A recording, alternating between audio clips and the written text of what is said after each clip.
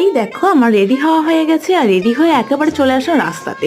রিয়াকে বলেছিলাম আমার জন্য ওয়েট করিস, আর জল নিয়ে নিলাম একটা, বুঝতে, কারণ জল না নিয়ে আসা হয়নি, দুপুর টাইমে বেরিয়েছি তো জল তেষ্টা হবে। কোথায় আছি তো বলতেই ভুলে গেছি, আমরা যাচ্ছি আজকে একটা বাওরে, পাঁচপোতা বাওর, ঠাকুরনগর কিংবা গোবরডাঙ্গা থেকে অটো ধরলে কিন্তু পাঁচপোতা বাওরে পৌঁছে যাওয়া যায়।